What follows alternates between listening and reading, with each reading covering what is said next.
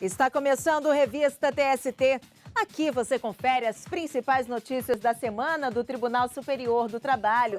E você vai ver hoje: Volkswagen é condenada por conceder intervalo para refeição no início da jornada. As empresas são obrigadas a fornecer equipamentos de proteção individual. Esse é o tema de hoje no quadro Quero Post. E veja também a cerimônia de entrega das comendas da Ordem do Mérito Judiciário do Trabalho. O Revista TST está no ar.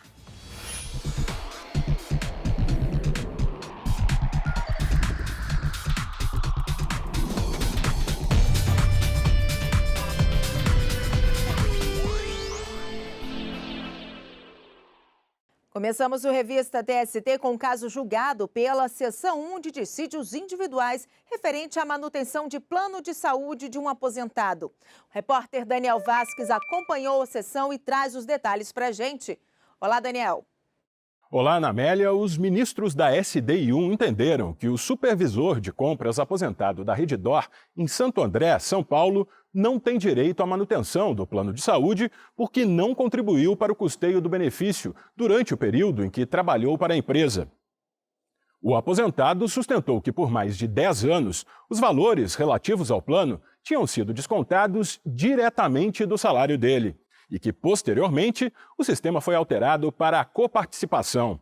Argumentou ainda que não podia ser prejudicado pela liberalidade concedida pela empresa. O pedido foi rejeitado pelo Tribunal Regional do Trabalho da 2ª Região, em São Paulo. Mas a terceira turma do TST aceitou o recurso de revista por entender que a Lei 9.656, de 1998, conhecida como Lei dos Planos de Saúde, garante o benefício ao empregado vinculado ao plano na vigência do contrato de trabalho. A empresa, então, foi condenada a manter o plano nas mesmas condições anteriores, desde que o aposentado assumisse o pagamento integral das mensalidades. A Redditor recorreu e a discussão chegou à Seção 1 de Dissídios Individuais do TST. Acompanhe os detalhes na reportagem. Nos embargos à SDI1, a Redditor reiterou que o empregado nunca havia contribuído para a manutenção do plano de saúde e que a coparticipação, apenas em alguns procedimentos e quando utilizados, não deve ser entendida como contribuição. Ainda de acordo com a empresa, como o benefício era custeado integralmente pelo empregador, não havia nenhuma obrigação legal de mantê-lo após a rescisão do contrato de trabalho. Para o ministro José Roberto Freire Pimenta, relator do caso, o artigo 31 da Lei dos Planos de Saúde garante a manutenção do benefício após a aposentadoria, nos mesmos moldes em que fora oferecido durante o contrato de trabalho, e assegura o benefício ao aposentado que contribuir para o plano de saúde coletivo, desde que após a aposentadoria assuma integralmente os custos do plano. No entanto, conforme observou o ministro, tanto a turma quanto o TRT registraram que o indeferimento do pedido foi fundamentado na ausência de contribuição do empregado. De acordo com o ministro, se o profissional não contribui para o custeio do plano de saúde na vigência do contrato de trabalho, é inviável a manutenção do benefício após a aposentadoria. A decisão foi unânime. Quer conferir mais reportagens sobre as decisões da Corte Superior Trabalhista? Então acesse o canal do TST no YouTube. Lá você também encontra entrevistas, quadros especiais, além de vídeos produzidos pela TV do TST sobre temas relacionados à legislação trabalhista. Acesse youtube.com/TST. E depois do intervalo, o fornecimento de equipamento de proteção individual é o tema da dúvida de hoje no quadro Quero Post.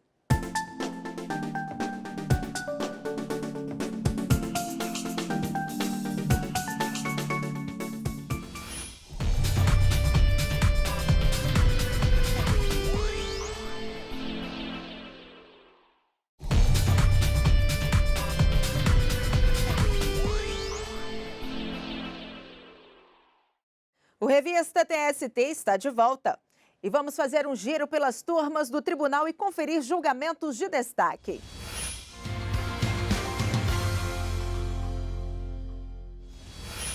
Começamos o giro pela segunda turma. Um empregador doméstico condenado ao pagamento de parcelas trabalhistas a uma empregada conseguiu o benefício da justiça gratuita, mas terá que realizar o depósito recursal. O TRT em São Paulo havia desobrigado o empregador do recolhimento das custas e do depósito prévio, além de extinguir o processo em razão da prescrição. Mas, em recurso ao TST, a empregada doméstica sustentou a deserção do recurso. Segundo ela, o fato de o empregador ser beneficiário da justiça gratuita não o desobriga do recolhimento do depósito recursal. O argumento foi aceito pela relatora, ministra Maria Helena Mallmann. Por unanimidade, a segunda turma declarou a deserção do recurso do empregador. E a Volkswagen foi condenada a pagar hora extra a empregado por conceder intervalo para a refeição no começo da jornada. Para a oitava turma, a pausa realizada no início do expediente impede a recuperação mental e física do empregado. O empregado trabalhou na Volkswagen durante 10 anos como preparador de carroceria. Entrava às 10h12 da noite e saía às 6 horas da manhã. Na reclamação trabalhista, ele disse que, por determinação da empresa, era obrigado a tirar intervalo na primeira hora do expediente. Assim que chegava ao serviço, ia direto para o refeitório jantar e só depois iniciava o trabalho. Por causa disso, cumpria jornada contínua de 7 horas e 37 minutos. Para o profissional, a pausa concedida logo no início do expediente feria os princípios que regem a saúde e a higiene do trabalhador. O Tribunal Regional do Trabalho da 2ª Região em São Paulo havia entendido que o pagamento da hora extra, como foi pedido pelo empregado, não era devido. Para o TRT, como o intervalo foi concedido, o pagamento provocaria o enriquecimento sem causa do profissional. O Tribunal Regional do Trabalho observou ainda que o artigo 71 da Consolidação das Leis do Trabalho, a CLT, determina a obrigatoriedade do intervalo de no mínimo 1 hora para quem trabalha mais de 6 horas por dia, mas não estabelece um momento durante a jornada para o período de descanso.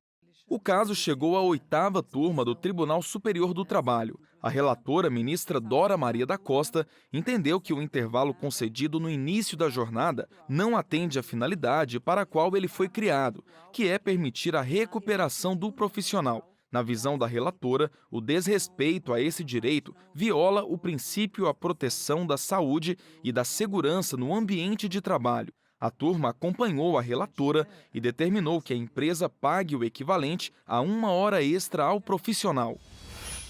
Um porteiro que recebeu com atraso o pagamento de verbas rescisórias não vai ser indenizado. A 3ª turma livrou a empresa de RH da condenação. O Tribunal Regional do Trabalho da 1ª Região no Rio de Janeiro chegou a condenar a empresa a indenizar o porteiro por dano moral. A decisão havia fixado o valor em R$ 5.000, mas a empresa recorreu ao Tribunal Superior do Trabalho. O relator na 3ª turma, ministro Maurício Godinho Delgado, explicou que, para caracterizar dano moral, o empregado deveria demonstrar que passou por constrangimento capaz de afetar a honra, a imagem ou algum patrimônio, o que não ficou evidente nos autos. No entendimento da turma, nesse caso, não há dano moral a ser reparado. A decisão foi unânime. Encerramos o giro de notícias com o caso da 6ª turma. Um motorista que dirigia caminhão rastreado por satélite vai receber horas extras. O pagamento havia sido negado pelo TRT em Mato Grosso do Sul. Para o Tribunal Regional, o rastreamento dos veículos por satélite não é suficiente para demonstrar o efetivo controle de jornada. Mas no TST o entendimento foi outro. Para a relatora do recurso de revista do motorista, ministra Cátia Arruda, o monitoramento por GPS permite saber a localização exata do veículo, o que tornava possível o controle da jornada. A decisão foi unânime. E essas e outras notícias também estão publicadas na página do TST no Facebook. O endereço é facebook.com/TSTJus. E vamos conferir uma dúvida trabalhista publicada nas redes sociais com a hashtag Quero Post.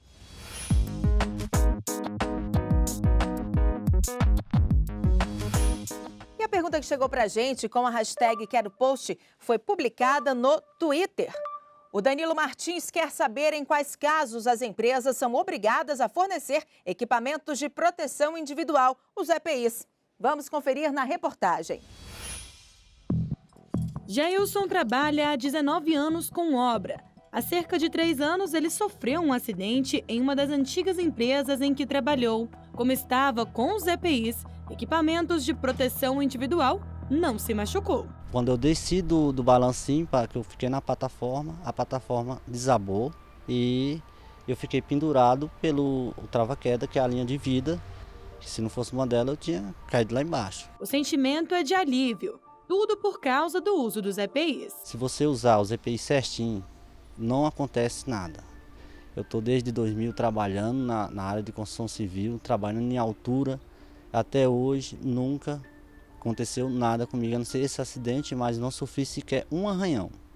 Porque eu estava todo equipado, com todos os EPIs, tudo certinho. Óculos, luvas, capacete. Esses são apenas alguns dos equipamentos de proteção individual essenciais para reduzir os riscos de acidentes e doenças ocupacionais. E é preciso se cuidar mesmo. Os números chamam a atenção.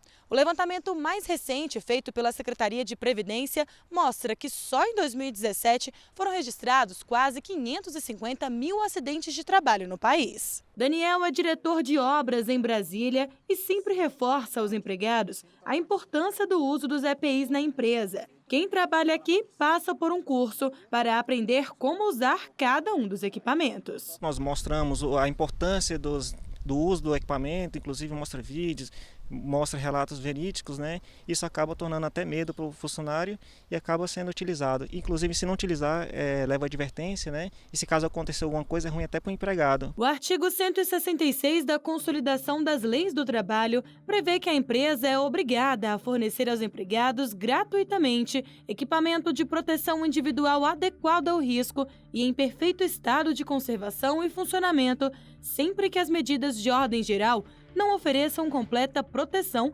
contra os riscos de acidentes e danos à saúde dos empregados. A norma regulamentadora número 6 do extinto Ministério do Trabalho considera a EPI todo dispositivo de uso individual utilizado pelo trabalhador destinado à proteção de riscos suscetíveis de ameaçar a segurança e a saúde no trabalho. O ministro do Tribunal Superior do Trabalho, Breno Medeiros, explica quem define o tipo de equipamento que deve ser utilizado em cada função. A NR6 fala que tem que ser equipamentos específicos para determinada atividade. E aí dentro da própria empresa, a empresa pode buscar isso daí junto com orientação a alguns profissionais da área, né? Ou se a empresa tem também a CIPA, que ela fala que é Comissão Interna de Prevenção de Acidentes, e ela também pode auxiliar nessa escolha dos equipamentos que sejam eficazes para a eliminação ou a diminuição ou para que se evite o acidente ou a doença profissional e evite algum dano à saúde do trabalhador. O ministro explica ainda que se o uso do EPI eliminar o risco de acidente ou doença ocupacional, o pagamento do adicional de insalubridade pode ser afastado. Se ele tiver o EPI, tiver o certificado de aprovação, e aí o EPI for eficiente, eficaz, ele pode eliminar a insalubridade. Caso a empresa não forneça os EPIs, ela pode ser multada e até condenada a indenizar o empregado caso ele sofra um acidente. E se o profissional não utilizar os equipamentos, também pode sofrer punições. Cabe à empresa fiscalizar a utilização desse equipamento. Se ele não se utilizar e a empresa não souber, ou a empresa, mesmo fiscalizando, ele em algum momento ele venha a não utilizar, descumprindo a norma, ele pode ser advertido, ele pode ser suspenso e até dispensado por justa causa. E no próximo bloco, as notícias que marcaram a semana no TST.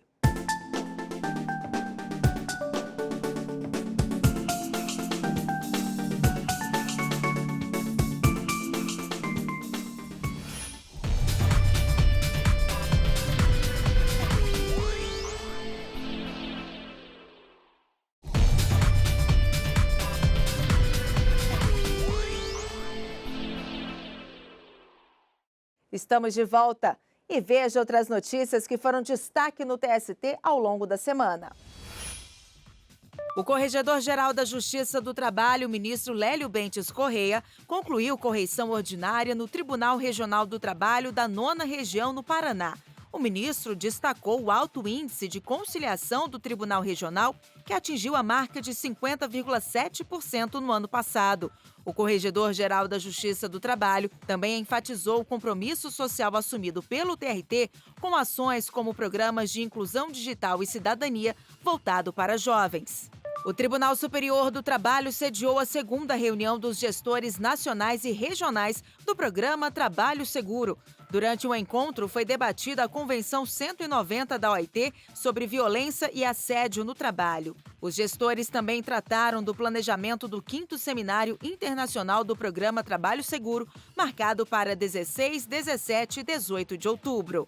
71 juízes aprovados no primeiro concurso público nacional unificado para a magistratura do trabalho estão participando do 25º curso de formação inicial, promovido pela Escola Nacional de Formação e Aperfeiçoamento de Magistrados do Trabalho, ENAMAT. Os alunos que integram a turma são lotados no Tribunal Regional do Trabalho da 2ª Região em São Paulo. Durante 5 semanas, eles vão assistir a palestras, debates, além de participar de oficinas e laboratórios. O curso vai até 13 de setembro.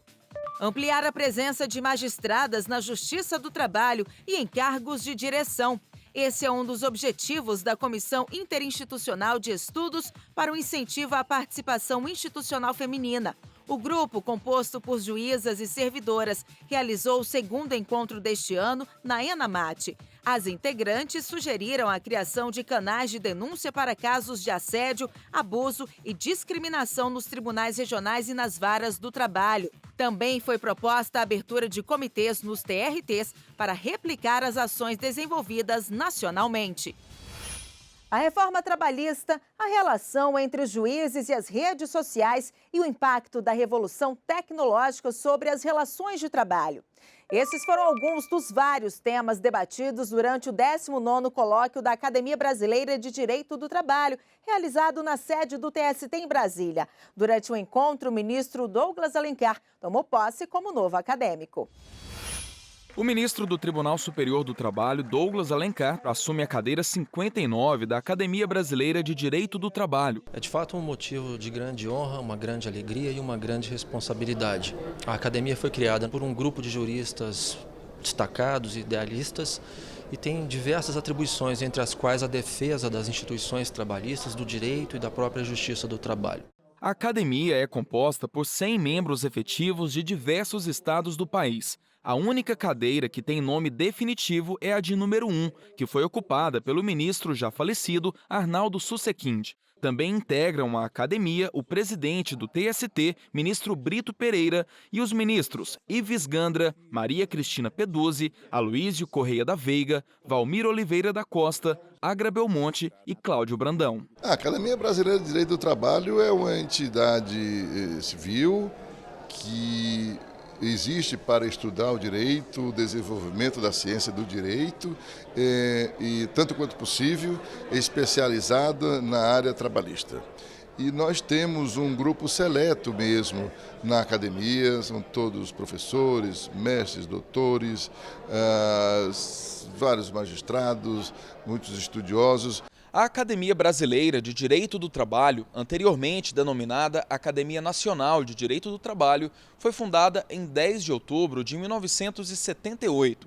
A instituição estuda o direito e o processo do trabalho, aperfeiçoa e difunde a legislação trabalhista e também publica estudos sobre o tema.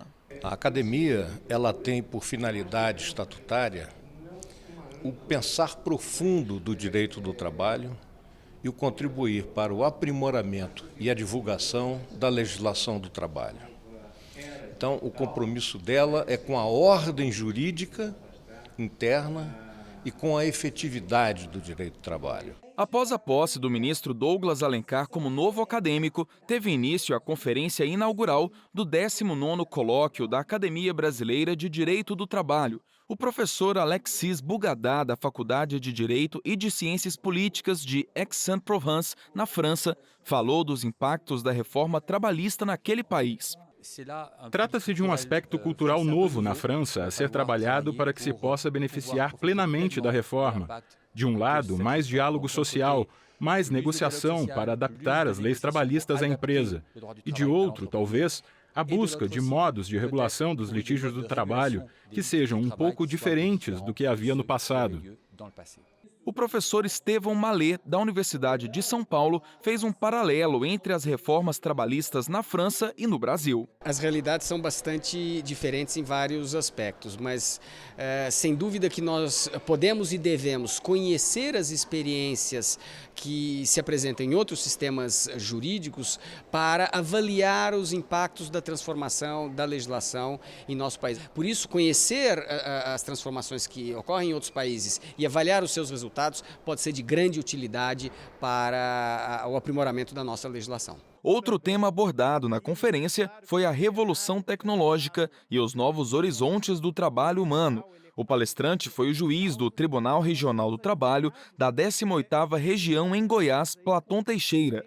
O magistrado observou que o assunto desperta insegurança diante da possibilidade de a tecnologia invadir os espaços de trabalho ocupados por pessoas. Nós precisamos ter uma perspectiva visionária, porque o que se verifica hoje é que os empregos que podem ser perdidos com essa revolução, eles podem ser recuperados de outra forma.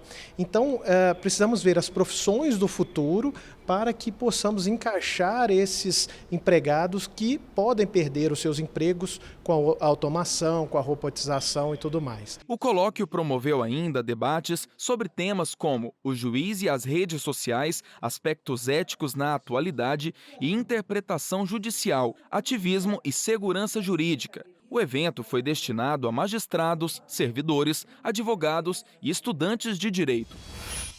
O TST promoveu a edição anual da Ordem do Mérito Judiciário do Trabalho. Veja como foi a cerimônia que homenageou pessoas e instituições que se destacaram no trabalho ou serviram de exemplo para a sociedade. O presidente da República, Jair Bolsonaro, foi um dos homenageados deste ano. Ele recebeu do presidente do Tribunal Superior do Trabalho, ministro Brito Pereira, a comenda no grau de grão colar, a mais alta da Ordem do Mérito Judiciário do Trabalho.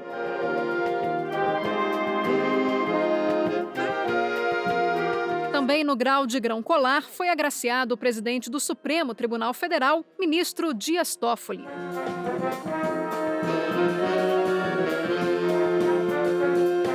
A Ordem do Mérito Judiciário do Trabalho foi instituída em 1970. Ela é conferida em 6 graus: grão colar, grã cruz, grande oficial, comendador, oficial e cavaleiro. Este ano, foram 49 nomes escolhidos pelos ministros que compõem o Conselho da Ordem. A comenda da Ordem do Mérito Judiciário do Trabalho se destina precisamente isso, condecorar as pessoas. É um modo de a gente reunir no nosso, eu chamo catálogo, né, os registros dessas pessoas que fazem o Brasil e que por isso o Brasil está cada dia melhor. O vice-presidente da República, general Hamilton Mourão, recebeu a comenda Grã Cruz. Olha, quando a gente é agraciado com a comenda da natureza, como estou sendo agraciado hoje, né, a gente se sente extremamente gratificado, honrado, privilegiado por fazer parte de um seleto grupo de brasileiros e brasileiras que são agraciados. E, ao mesmo tempo, né, a gente entende que é um reconhecimento, do Tribunal Superior do Trabalho, aquilo que nós vemos desenvolvendo, não só pela atividade atual no governo, mas por toda uma vida dedicada ao serviço da pátria. Foram homenageados ainda os ministros do Supremo Tribunal Federal, Luiz Roberto Barroso e Alexandre de Moraes, o ministro da Casa Civil, Onyx Lorenzoni, e o ministro da Justiça e Segurança Pública, Sérgio Moro. Fiquei muito feliz. Evidentemente, foi todo um trabalho institucional nos últimos anos. Não é um trabalho que se faz sozinho, eu vejo como um reconhecimento do trabalho feito por muitas pessoas. O governador do Distrito Federal, Ibanez Rocha, também recebeu a comenda. A lista conta ainda com magistrados, advogados, religiosos, médicos e outros profissionais que se destacaram em suas funções. Além das personalidades, 2 instituições foram homenageadas. A Associação Pestalozzi de Brasília, entidade filantrópica que presta atendimento a pessoas especiais e com deficiências múltiplas, e a Faculdade de Direito da Universidade Federal de Juiz de Fora, em Minas Gerais.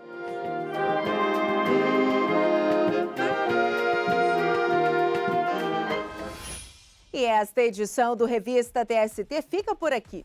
Outras notícias do Tribunal Superior do Trabalho você pode conferir no nosso site e nas redes sociais. Muito obrigada pela companhia e até semana que vem.